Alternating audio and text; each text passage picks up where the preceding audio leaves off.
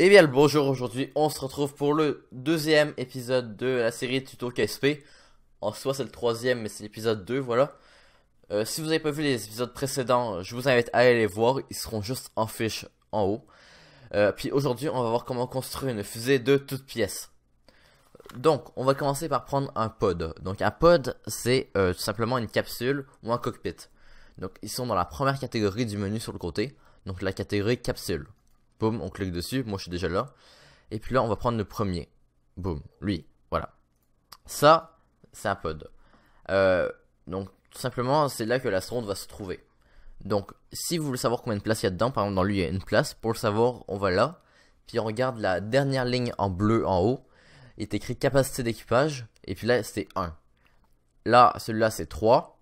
Là, c'est 1, 2, 1, 2, 4, puis ainsi de suite. 1, 2, tout ça. Si vous voulez vous déplacer, changer d'angle de vue, c'est simple, il faut utiliser la souris. Donc avec cette souris là, si vous cliquez sur clic droit, vous restez appuyé, là vous pouvez vous déplacer en bougeant la souris. Ensuite, si vous tournez la roulette, vous pouvez monter et descendre. Puis si vous appuyez sur Shift et vous utilisez la roulette, vous pouvez zoomer puis dézoomer avec la molette en appuyant sur Shift. Donc là, on va commencer par prendre un pod pour construire la fusée. Ensuite, on va tout de suite descendre en bas, ça c'est très important. Puis on va dans utilitaire, la dernière catégorie en bas. Là, on a plusieurs parachutes, donc parachute de freinage, blablabla. Puis nous, on va prendre lui, le tout blanc, car lui, il est parfaitement ajusté pour cette capsule. Sinon, on pourrait aussi prendre un comme ça qu'on met sur le côté, ou un plus petit, voilà, comme ça. Mais nous, on va prendre un blanc comme ça. Ensuite, il faut mettre des séparateurs. Donc, les séparateurs, ils sont dans le bouton couplage. Donc là, vous voyez, vous avez juste à glisser sur les boutons, puis là, on voit le nom. Donc vous allez dans le couplage. Puis là, vous allez prendre le séparateur de la bonne taille. Donc vous pouvez classer par taille si vous désirez.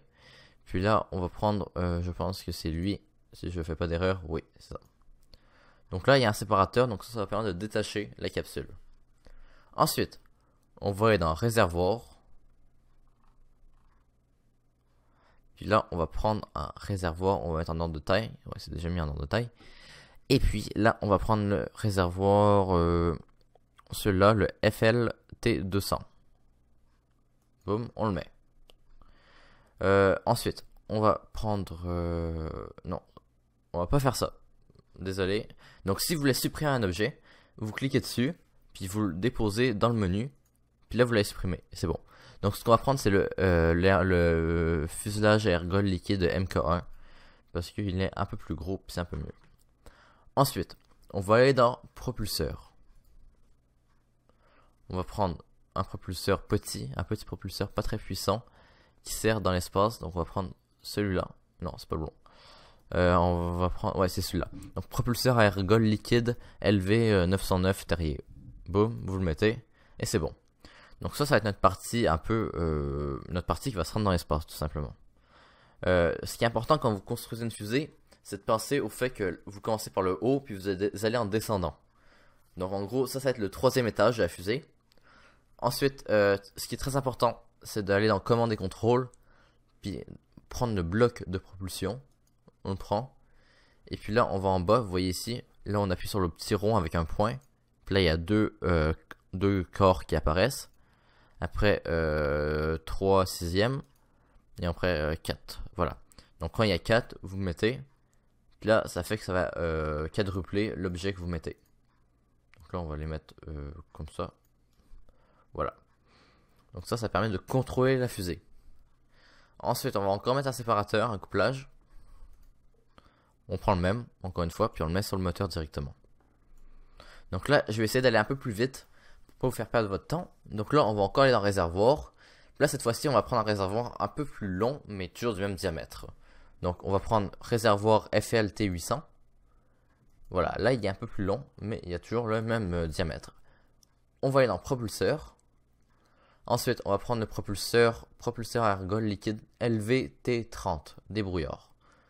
Donc là, il y en a deux. Là, c'est le T45, puis là, c'est le T30. Nous, on va prendre le T30. Boum, voilà. Là, on voit qu'on a déjà une fusée qui a quand même une belle forme.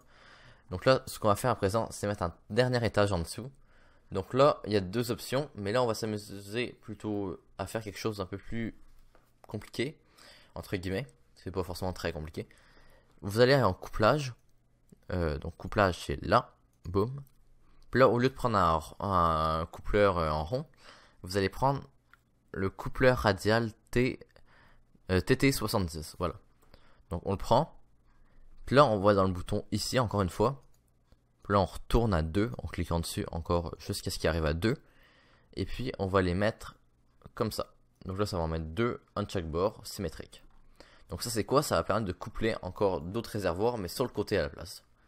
Puis là, au lieu de prendre des réservoirs à ergol liquide, on va prendre des réservoirs à poudre, des boosters à poudre plutôt. Donc on va aller dans propulseur. Puis là, on va prendre des boosters à poudre qu'on va accrocher sur les côtés. Donc c'est pas obligatoire, mais pour le tuto, on va le faire. Donc là, on voit que c'est bon, okay, c'est beaucoup trop gros. Donc soit qu'on garde cela, soit que ce qu'on va faire, on va pas prendre cela, on va prendre des plus petits. On va prendre les propulseurs à ergol RT10 pylon. Là, on va les mettre là. Et puis, on va les descendre un petit peu parce que j'ai envie qu'ils soient au même niveau que le moteur d'en bas. Donc, c'est simple. Voilà, il était placé comme ça. Vous cliquez juste sur 1, sur le séparateur. Puis là, il va descendre. Puis là, il va encore se mettre en double plus bas. Voilà.